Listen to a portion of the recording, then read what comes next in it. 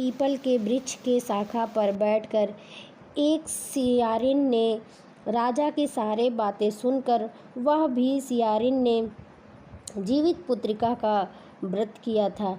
फिर वही चिन्ही किसी उत्तम ब्राह्मण के मुँह से यह कथा सुन आई और पीपल के खोते में बैठी हुई अपनी सखी को भी यह व्रत के बारे में सुनाया।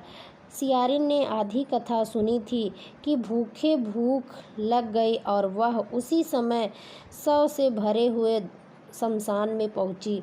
वहां उसने इच्छा भर मांस का भोजन किया और चिन्ही बिना कुछ खाए पिए रह गई और सवेरा हो गया। सवेरे वह गौशाले में गई और वहां गौ का दूध पिया। इस तरह नवमी को उसने पारण किया था।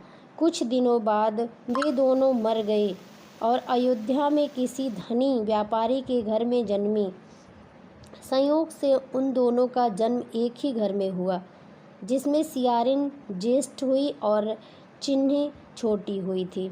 वे दोनों सभी शुभ लक्षण से युक्त थी, इसीलिए बड़ी लड़की काशीराज के और छोटी उनके मंत्री के साथ ग्राहपत्य अग्नि के सामने विधिपूर्वक ब्याही गई।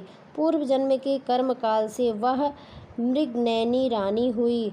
जिस किसी भी संतान को उत्पन्न करती वह मर जाती थी और पूर्व जन्म की बातों को स्मरण करने वाली मंत्री की पत्नी ने अष्ट वस्तुओं से सदृश तेजस्वी 8 बेटे उत्पन्न किए और सभी जीवित रह गए। अपनी बहन के पुत्रों को जीवित देखकर ईर्ष्यावश राजपत्नी ने अपने स्वामी से कहा कि यदि तुम मुझे जीवित रखना चाहते हो तो इस मंत्री के भी पुत्रों को उसी जगह भेज दो जहाँ मेरे बेटे गए हैं, अर्थात इन्हें भी मार डालो। यह सुनकर राजा ने उस मंत्री के पुत्रों को मारने के लिए कई प्रकार के उद्योग किए, पर मंत्री पत्नी ने जीवित पुत्रिका के पूर्ण बल से बचा लिया। एक दिन राजा ने अपने आदमियों से उन पुत्रों का सिर कटवाकर पिटारी में रखवाया और वह पिटारी उनकी माता मंत्री पत्नी के पास भेज दिया, किंतु वे 8 सिर बेशकीमती जवाहरात हो गए और भले जंगे वे 8 लड़के भी अपनी माता के पास वापस चले आए। उनको जीवित देखकर राजपत्नी को बड़ा विस्मय हुआ। अंत में वह मंत्री की पत्नी के पास आई और उसने पूछा, बहन, तुमने कौन सा ऐसा पुण्य किया है जिससे बार बार मारे जाने पर भी तुम्हारे बेटे नहीं मरते? इस पर मंत्री की पत्नी ने कहा, पूर्व जन्म में चिन्ही थी और तुम सियारिन, दोनों ने व्रत किया था। तुमने व्रत के नियमों का भली भांति पालन नहीं किया था और मैंने किया था। इसी दोष से हे बहन, तुम्हारे बेटे नहीं जीते हैं। वो राजरानी, अब भी तुम उस जीवित पुत्रिका व्रत को करो तो तुम्हारे बेटे दीर्घायु होंगे।